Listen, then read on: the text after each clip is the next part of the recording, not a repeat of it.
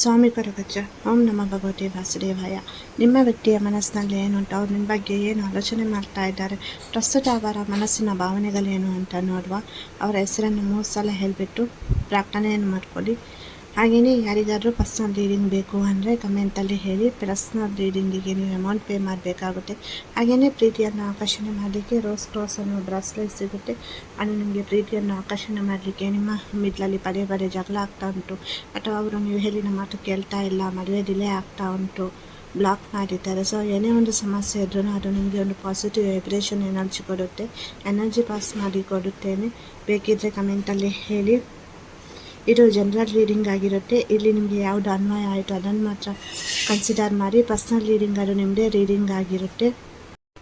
ಪ್ರಾರ್ಥನೆ ಮಾಡಿ ನೋಡುವ ಅವರ ಮನಸ್ಸಿನಲ್ಲಿ ಏನು ಅಂತ.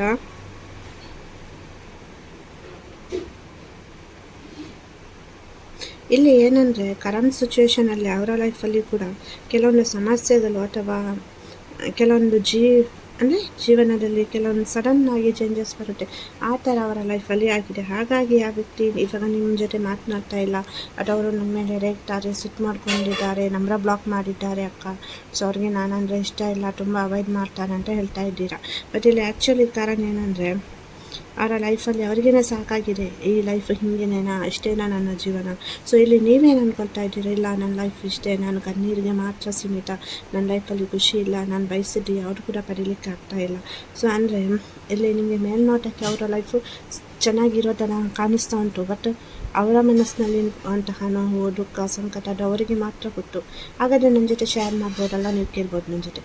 ಸೊ ನಿಮಗೆ ನೋವಾಗುತ್ತೆ, ಅಥವಾ ನೀವು ಈ ಪರಿಸ್ಥಿತಿಯಲ್ಲಿ ಅವರನ್ನು ಎಲ್ಲಿ ಬಿಟ್ಟು ಸೊ ಅವರ ಹೋಗ್ತೀರಾ, ಅಥವಾ ನಿಮಗೆ ನೋವಾಗಬಾರ್ದು, ಅಥವಾ ಅವರ ನೋವನ್ನು ಅವರೇ ಅವರ ಮನಸ್ಸಲ್ಲೇ ಇಟ್ಕೊಳ್ತಾರೆ. ಕೆಲವರು ಹೇಳ್ಬೋದು, ಜಗಳ ಮಾಡ್ಬೋದು, ಸಿಟ್ಟು ಮಾಡ್ಕೊಳ್ಬೋದು, ಬಟ್ ಹೇಳಲ್ಲ ಅವರು. ಸೊ ಇದನ್ನು ಸ್ವಲ್ಪ ನೀವು ಅರ್ಥ ಮಾಡ್ಕೊಳ್ಬೇಕಾಗುತ್ತೆ. ಒಬ್ಬ ಮನುಷ್ಯ ಫಸ್ಟ್ ಸರಿ ಇರ್ತಾರೆ, ಮತ್ತೆ ಏನಕ್ಕೆ ಚೇಂಜ್ ಆಗ್ತಾರೆ. ನನ್ನ ಹುಡುಗಿ ಮುಂಚೆ ತುಂಬ ಚೆನ್ನಾಗಿ ಮಾತನಾಡ್ತಾ ಇದ್ಲು, ತುಂಬ ಖುಷಿಯಾಗಿದ್ಲು, ಬಟ್ ಇವಾಗ ನನ್ನ ನೋಡಿದರೆ ಆಗಲ್ಲ.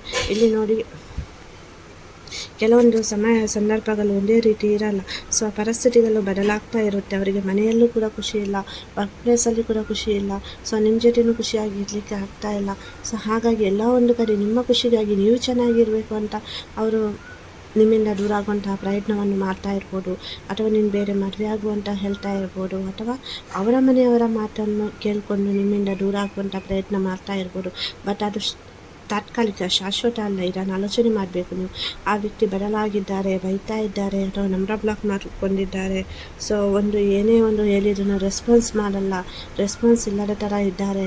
ನಿಜವಾಗಿಯೂ ಅವ್ರಿಗೆ ಏನಾಗಿದೆ, ಅವ್ರು ಸರಿ ಇದ್ದಾರಾ ಅಂತ ನೀವು ಪದೇ ಪದೇ ಆಲೋಚನೆ ಮಾಡ್ತಾ ಇರ್ತೀರ, ಹೌದಾ ಅಲ್ವಾ? ಸೊ ಎಲ್ಲಿ ಅಂದರೆ ಪರಿಸ್ಥಿತಿಗಳು ಅಷ್ಟು ಒಳ್ಳೆಯದಿಲ್ಲ. ಹಾಗೆಯೇ ಇಲ್ಲೊಂದು ಹೊಸ ಆರಂಭ ಆಗಬೇಕಿತ್ತು. ನಿಮ್ಮ ಮಿಡ್ಲಲ್ಲಿ ಎಂಗೇಜ್ಮೆಂಟ್ ಅಥವಾ ಮ್ಯಾರೇಜ್ ಒಂದು ಫಂಕ್ಷನ್ ನಡಿಬೇಕಿತ್ತು, ಅಥವಾ ಒಂದು ಅವರ ಮನೆಯಲ್ಲಿ ಭೇಟಿಯಾಗುವಂತಹ ಒಂದು ಸಿಚುವೇಶನ್ ಇತ್ತು. ಬಟ್ ಎಲ್ಲನೂ ಇವಾಗ ಮಿಸ್ ಆಗಿದೆ. ಸೊ ಏನಂದರೆ ಸಡನ್ನಾಗಿ ಮನಸ್ಸಿಗೆ ನೋವಾಗುತ್ತೆ ನಿಮ್ಮದು. ನನ್ನ ಲೈಫಲ್ಲಿ ಸಡನ್ ಚೇಂಜಸ್ ಬಂತು, ನಾನೇನು ತಪ್ಪು ಮಾಡಿದ್ದೇನೆ ಅಂತ ಪದೇ ಪದೇ ಇದೇ ನೋವಿನಲ್ಲಿ ಕೊರಗ್ತಾ ಇರ್ತೀರಾ. ಈ ಜೀವನ ಇಷ್ಟೇ ಅಂತ. ಸೊ ಇದು ಏನಂದರೆ ನಿಮ್ಮನ್ನು ನೀವು ನೆಗೆಟಿವ್ ಎನರ್ಜಿಗೆ ಆಕರ್ಷಣೆ ಮಾಡಿದ ಥರ ಆಗುತ್ತೆ. ಸುತ್ತಮುತ್ತಲ ಎಲ್ಲೋ ಒಂದು ಕ್ಲೈಮೇಟಲ್ಲಿ, ವಾತಾವರಣದಲ್ಲಿ, ಸೊ ಎನ್ವೈರ್ಮೆಂಟಲ್ಲಿ ಒಂದು ನೆಗೆಟಿವ್ ಎನರ್ಜಿ ಇದ್ದರೆ ಅದು ನಿಮ್ಮನ್ನು ಆಕರ್ಷಣೆ ಮಾಡಲಿಕ್ಕೆ, ನಿಮಗೆ ಇನ್ನಷ್ಟು ವೀಕ್ ಮಾಡಲಿಕ್ಕೆ ಸಹಾಯ ಮಾಡುತ್ತೆ. ಮತ್ತು ನೀವೆಷ್ಟು ಪಾಸಿಟಿವ್ ಆಗಿರ್ತೀರ ಅಷ್ಟು ನಿಮ್ಮದು ಹೆಲ್ತ್, ಮನಸ್ಸು, ಬಾಡಿ ಎಲ್ಲನೂ ಕರೆಕ್ಟಾಗಿರುತ್ತೆ. ಸೊ ನೀವು ಪಾಸಿಟಿವ್ ಆಗಿರೋದು ತುಂಬ ಇಂಪಾರ್ಟೆಂಟ್. ಇವಾಗ ನಮ್ಮಲ್ಲಿರುವಂಥ ಆಲೋಚನೆಗಳೇ ನಮ್ಮನ್ನು ಸಾಯಿಸುತ್ತೆ. ಬೇರೆ ಯಾರು ಬಂದು ನಮ್ಮನ್ನು ಸಾಯಿಸಬೇಕು ಅಥವಾ ಬೇರೆ ಏನೇ ಆಗಬೇಕು ಅಂತ ಇಲ್ಲ.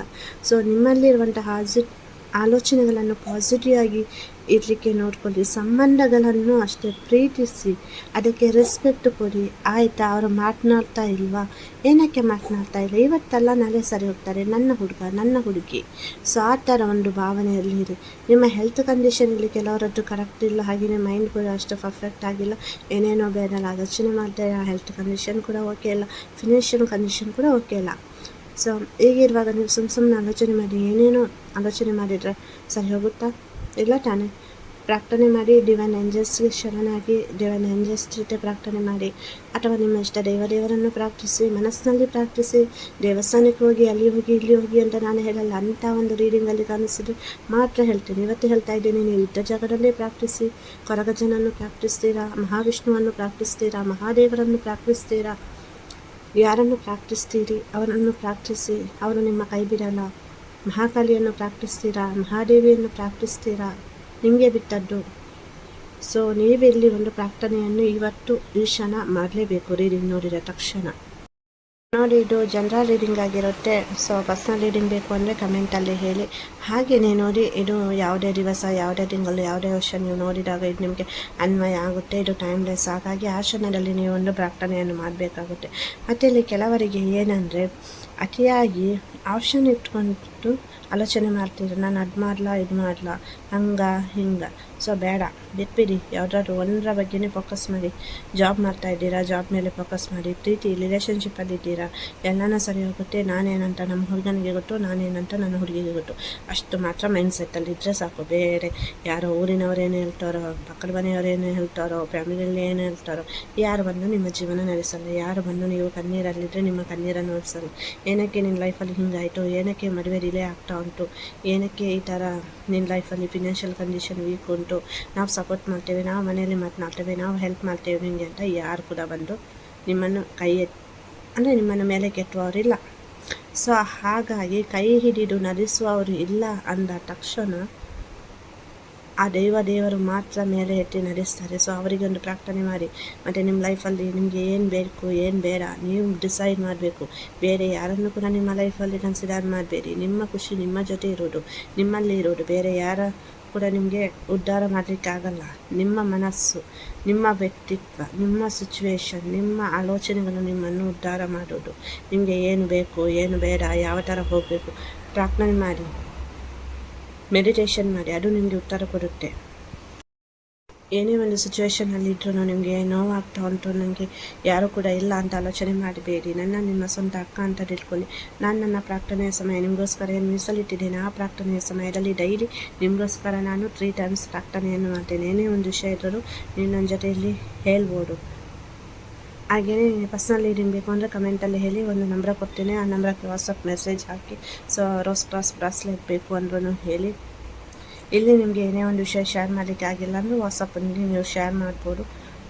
ನಿಮ್ಮ ಸ್ವಂತ ಅಕ್ಕ ಅಂತ ತಿಳ್ಕೊಳ್ಳಿ. ಯಾವುದಕ್ಕೂ ಹೆಸಿಟೇಟ್ ಮಾಡಬೇಡಿ. ಇವರ ಜೊತೆ ಯಾವ ಥರ ಶೇರ್ ಮಾಡೋದು, ಇವಾಗ ನಮ್ಮನ್ನು ಯಾವ ಥರ ಟ್ರೀಟ್ ಮಾಡ್ತಾರೋ, ಏನು ಅಂದ್ಕೊಳ್ತಾರೋ, ಸೊ ಆ ಥರ ಎಲ್ಲ ಏನು ಅಂದ್ಕೊಳ್ಬೇಡಿ.